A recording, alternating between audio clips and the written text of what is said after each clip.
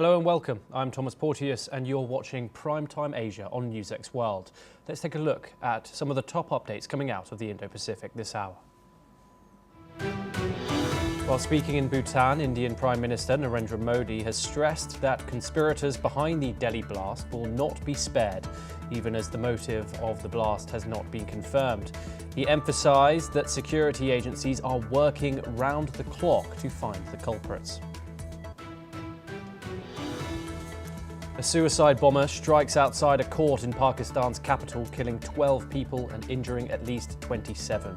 The Interior Minister says the attacker failed to enter the courthouse and vows all responsible will be brought to justice.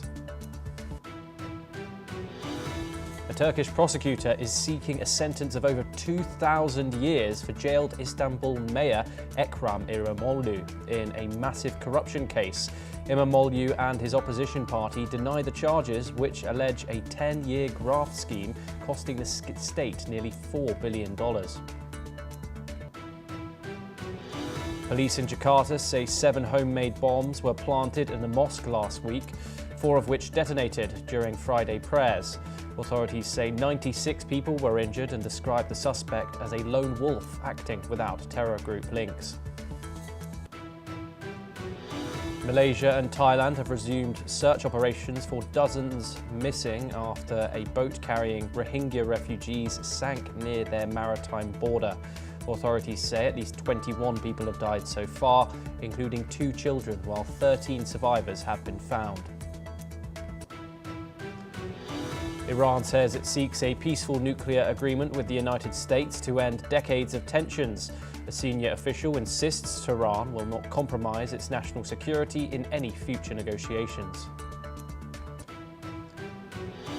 Israel's parliament approves the first stage of a bill backed by Minister Itamar Ben-Gvir to propose the death penalty on Palestinians convicted of killing Israelis.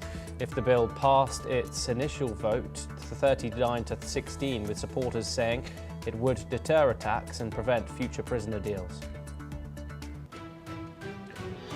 Iraqis head to the polls to elect a new 329-member parliament, with Prime Minister Mohammed Shia al-Thani seeking a second term. Many voters remain sceptical of change, seeing the election as favouring established parties that control the country's oil wealth.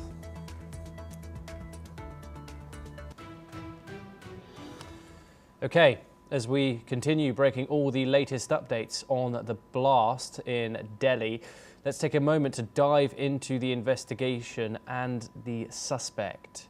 Now, let's look at him. There we are running the visuals now, and Dr. Mohammed Umar, a doctor from Jammu and Kashmir, is suspected to be a suicide bomber behind the deadly car explosion near Delhi's Red Fort.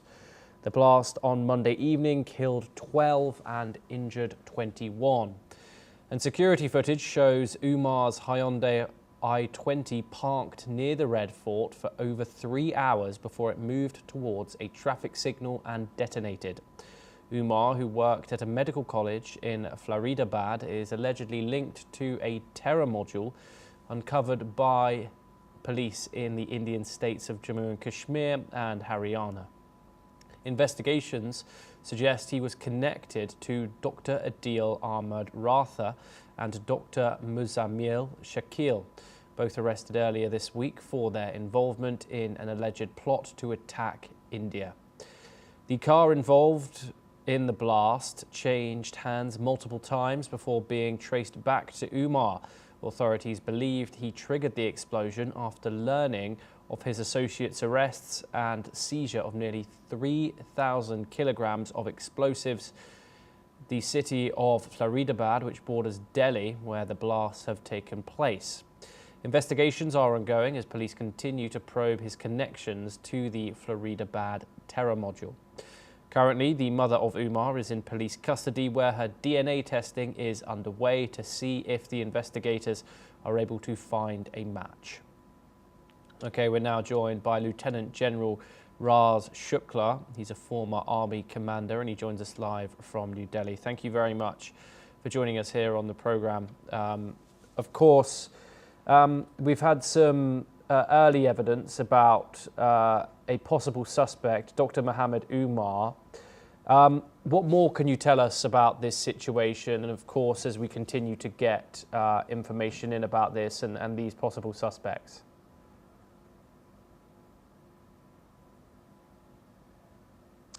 Lieutenant Shukla, can you hear me? Okay, we believe we are having some issues there with Lieutenant Shukla. Hopefully he joins back in just a second. Of course, we are covering the Delhi explosion, which occurred last night at around 7 p.m.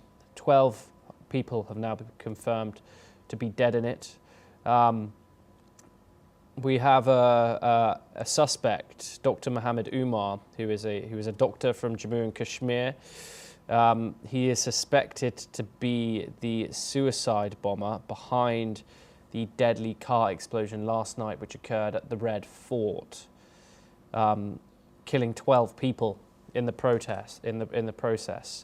Umar worked at a medical college in Faridabad, and his mother is now under police custody in order to get her DNA tests done to confirm Umar as the confirmed suspect. Okay, the car involved in the blast allegedly changed hands many times before being traced back to Umar, and authorities believe he triggered the explosion after learning of his associates' arrests and the seizure of nearly 3,000 kilograms of explosives from the city of Faridabad, which of course borders Delhi, where the explosion took place. Investigations are of course ongoing into this situation. This follows Narendra Modi's statements from Bhutan, where he is on a state visit currently, saying that he will hold all the conspirators accountable. Okay, let's move on to our next update. Hopefully, Lieutenant Shukla joins us in just a second.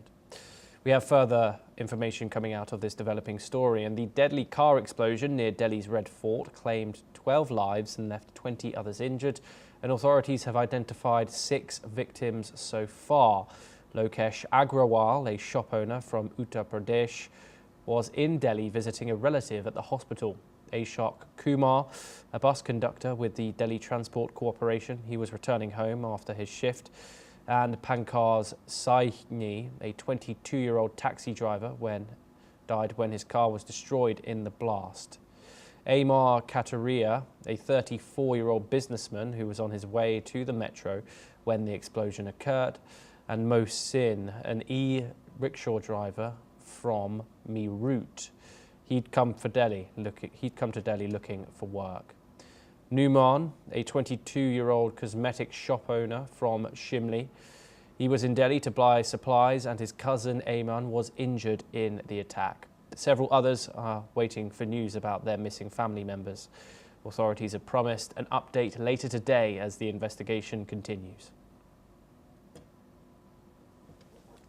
Okay, of course, we've just got the details of some of the identified victims there, many of which were simply at the wrong place at the wrong time when this explosion happened near one of Delhi's most significant sites. The explosion, after all, claimed 12 lives and left over 20 other people injured. Of course, we are still getting updates as forensic teams work to identify the bodies from last night's explosion. One of those, a few of those suspects, a few of those victims have been now identified. Amar Kataria, 34 years old, he has been killed. Pankaj Saini, 22 years old, was also killed when his car was destroyed in the blast. Numan, another 22-year-old shop owner from Shimli, was also killed yesterday in the blast. And of course, others are waiting for more information on their loved ones who are now sadly missing. Okay, we have further updates coming your way. Following the deadly explosion near Delhi's Red Fort, condolences have poured in from several countries. Sri Lanka's President Anura Kumara Dissanayake expressed his sorrow, offering solidarity with India. He shared his thoughts for those affected by the tragedy on social media. Maldives President Mohamed Miazu also conveyed his condolences, wishing for the swift recovery of the injured. Nepal's interim Prime Minister Sushila Karki extended her deepest sympathies to the grieving families and prayers for the injured. Chinese ambassador to India Zhu Feihong also expressed his sadness over the explosion, sending his condolences to the victims' families and everyone impacted by the blast. Okay, we will move on once again for further information from this developing situation coming out of the Indian capital. The Faridabad Police Crime Branch is questioning 3 more doctors from Al Fala University, the university where Umar worked, in connection with the Delhi blast and related arrests. Meanwhile, in the wake of the blast, all railway stations in Delhi have been placed on high alert. The Railway Protection Force and Government Railway Police are conducting anti-sabotage checks at major stations. On the other hand, hospitals and medical colleges across Jammu and Kashmir of India have issued internal circulars after an AK-47 rifle was recovered from a doctor's locker in the city of Anantnag. Okay, we will wait for our guest to be with us. Of course, we are getting information in as the hours tick by of this situation, where at least 12 people were killed yesterday night after a car exploded near the Red Fort, a significant landmark in the Indian capital of Delhi. The police commissioner of the city said that the blast occurred at around 6:50 p.m. Okay. We're now joined by Major General Dr. Rajan Kochhar. He's a senior strategic and defence expert, and he joins us live from New Delhi. Thank you very much for joining us here. We've had a lot of updates today. However, one highlight is, of course, Dr. Mohamed Umar's possible role in this explosion. He's believed to be the key conspirator, the key person, the suicide bomber in this incident. How planned, how deep do you think this goes, Dr. Kochhar?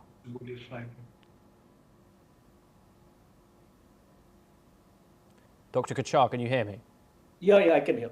Okay. As you said, we've highlighted this person of interest, alleged person of interest, Dr. Mohamed Umar, who is believed to be the suicide bomber that detonated and the explosives and was possibly in the car last night. What do you think of these statements and this speculation that it could, this man from Jammu and Kashmir, this doctor, could be involved in this terrorist attack which has occurred yesterday? Okay, thank you, Thomas. I think it's would be too early for me to pass a judgment on this gentleman because so far the government official statement has not come about. So I think it is purely in the realms of speculative assessment, and definitely agree with you. There is a speculative assessment of this kind because CCTV images have been captured very, very clearly on his profile. His profile is now known to everybody, and his antecedents are also known to everybody. And the linkages, what have been established from what we have actually seen with the arrest of Dr. Shakil also, these linkages have been established, and a Pulwama, a main point link between all these doctors. You see, all these doctors have all originated from one place. Prima facie, I would tend to agree with this statement that he is one of them. To call him the mastermind, I don't have this kind of information available to me now. To suggest that he is the mastermind, because the mastermind could be somewhere else. You know, these events, all these people who are carrying out these suicide bombings and all, they have, uh, in Hindi, we actually call it Sargana. Uh, there is a head of that organization who is somewhere else and who is directing these people to carry out these activities. And so far, information is trickling in.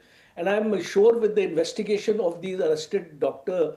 Shakil and the other, doctor from Ahmedabad, uh, uh, a lot of things would Yes. be pieced together, and there have been two to three arrests in Pulwama also. The person who Yes. was the owner of the car, who is now saying that he no longer owns the car, he has also been arrested. So possibly there would be a linkage now, and I'm sure NIA is quite competent, and our intelligence agencies are quite competent to bring out the facts to the public, and I'm sure it's going to happen fast, because the way our network is actually working, the way this car was traced, the owners of the car were traced, and these people were on the run. You see why this incident has happened so uh, in proximity to the date on which Yes. uh, Dr. Shakil was arrested, because the intelligence agencies had got you wind of this guy, Dr. Muhammad Omar, Yes. and he was possibly on the run. So he was, I think, instructed by his handlers to carry out some kind of incident very fast, because time was running out for him. So I Yes. think all these are conjectures we are from the social media or from the Okay, media. We are getting this information, Dr. but possibly Kachar, we need to await apologies for the government. for interrupting.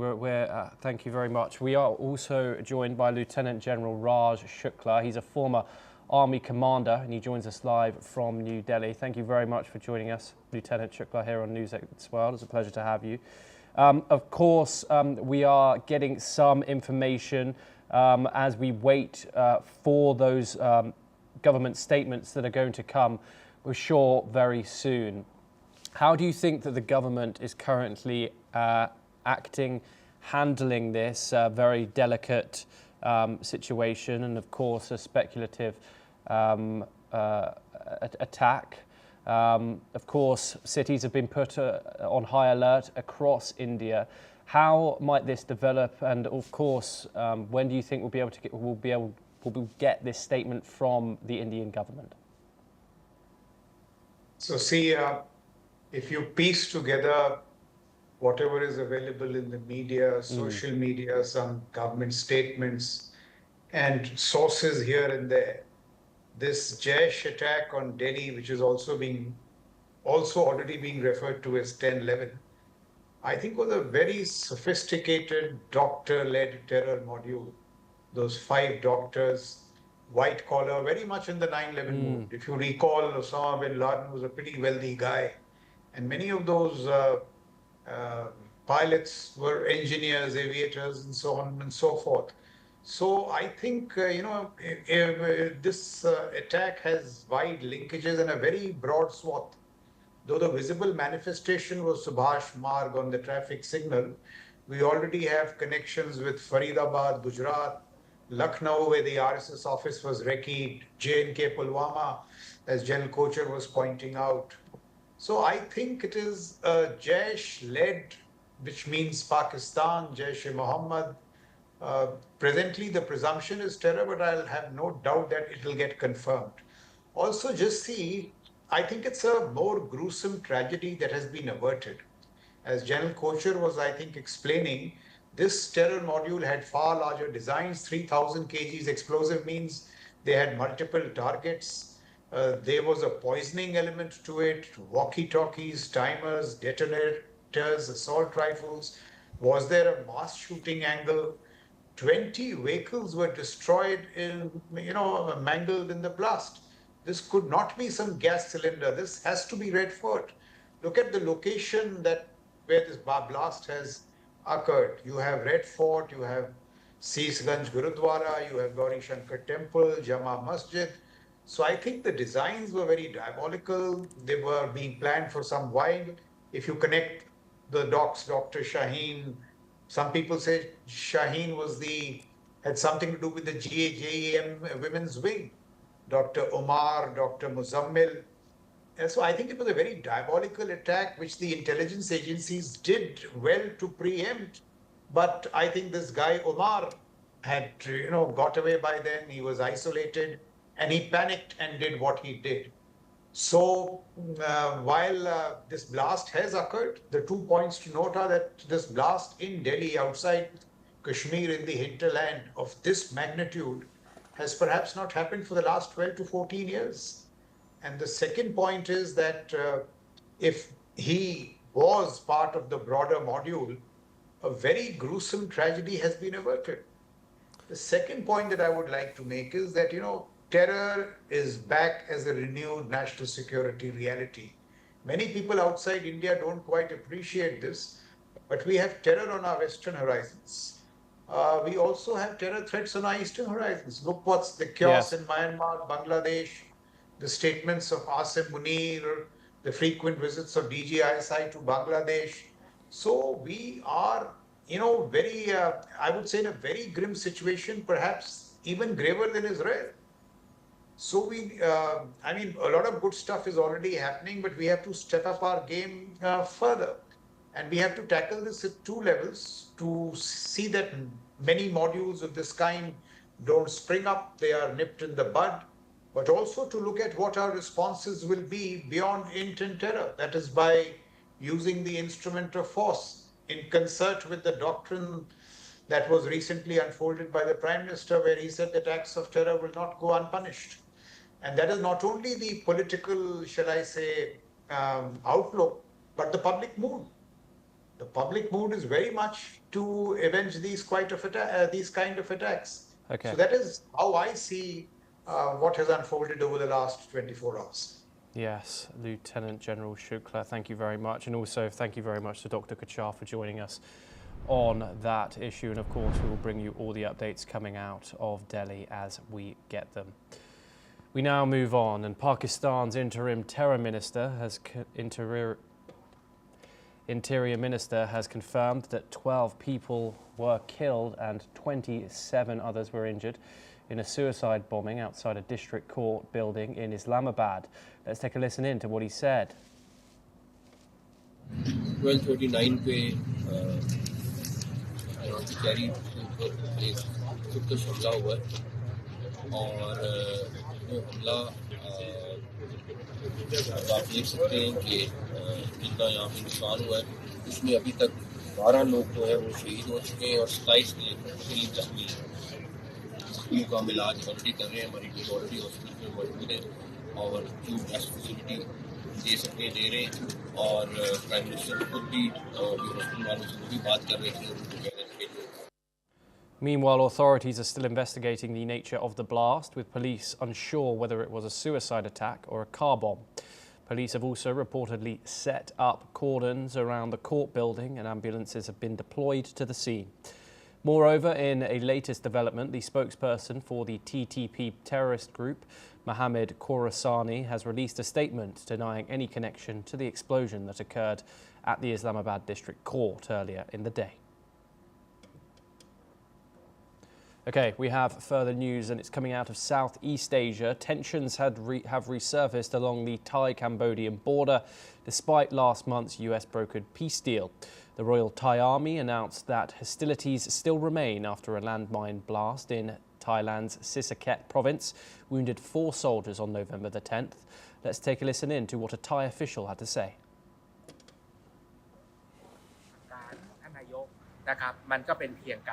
เตรียมความพร้อมในกรณีที่เราอาจจะมีการคาดการณ์ถึงสถานการณ์ทั้งดีและไม่ดีนะครับในพื้นที่7จังหวัดชายแดนไทยกัมพูชานะครับมันก็ต้องมีการ ดำเนินการให้มันเป็นปกติเอาไว้ก่อนนะครับแต่ยังไม่ได้มีการสั่งการอะไรที่คิดว่าจะทำให้มีความตื่นตระหนกไม่ใช่นะครับเป็นเพียงการกำชับแล้วก็เป็นการเตรียมความพร้อมในกรณีมีเหตุเท่านั้นเวลาในการระงับไม่มีเดดไลน์ทางกลาโหมเนี่ยนะครับก็จะประเมินไปเรื่อยๆจนกว่าความเป็นปฏิปักษ์ของกัมพูชาจะลดลงนะครับซึ่งในวันนี้นะครับอันแสดงให้เห็นนะครับว่าการที่ทหารไทยไปเหยียบกับระเบิดที่กัมพูชาวางไว้ในดินแดนไทยแสดงให้เห็นว่าความเป็นปฏิปักษ์ของกัมพูชาที่ยังมีอยู่กับไทยเนี่ยยังคงอยู่นะครับฉะนั้นวันนี้เนี่ยยังไม่มีกรอบเวลาว่าจะดำเนินการไปอย่างไร Bangkok has suspended implementation of the Peace Pact, which was signed on October the 26th in Kuala Lumpur,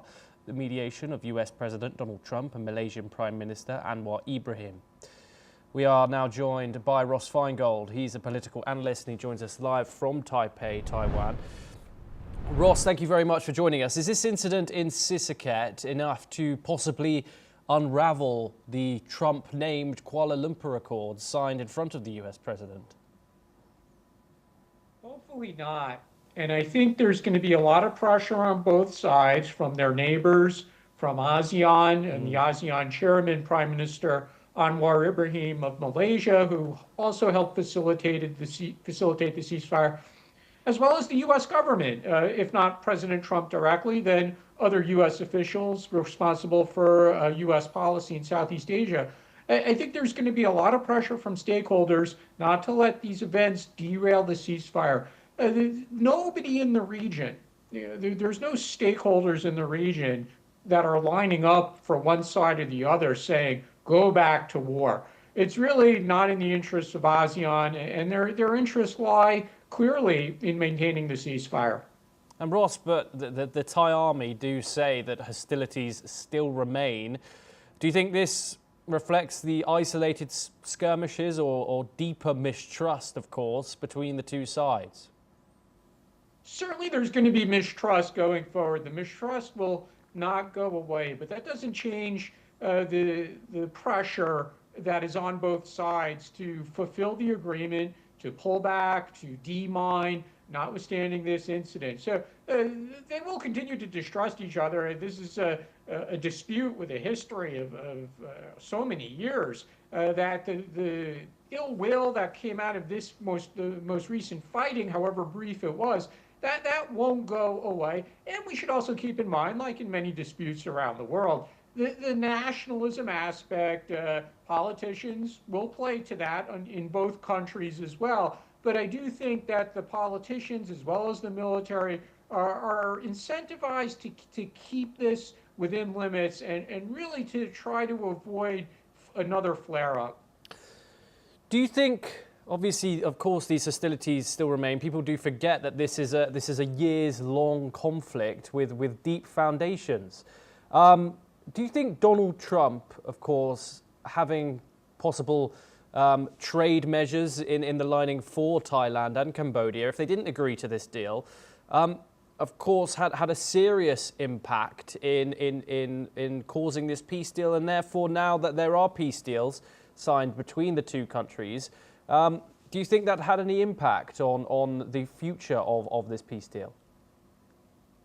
Neither country wants to alienate the Trump administration or President Trump personally, so that's one more incentive that they have to maintain the peace. But really day-to-day economic reasons are a significant driver to maintain the peace. There's cross-border trade. There were Cambodians who worked in Thailand. There's international tourists who are maybe scared away from the region, and that's not something that either country really could afford. They want international tourists, especially going into the European and American winter when people might want to travel to warmer locations like Cambodia, Thailand, and Southeast Asia.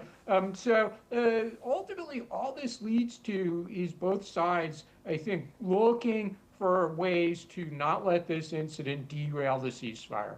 Yes, Ross Feingold, thank you very much for that insight, and always a pleasure to have you on the programme.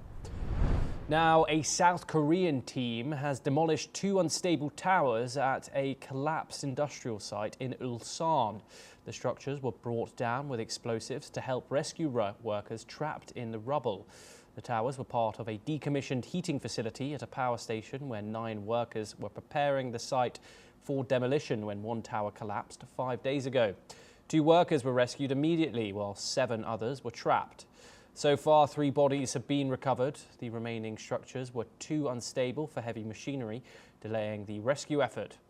Meanwhile, Labour Minister Kim Young-hoon says a criminal investigation will follow once recovery work is complete. And that's a wrap on Primetime Asia today. Keep watching NewsX World for more international news updates.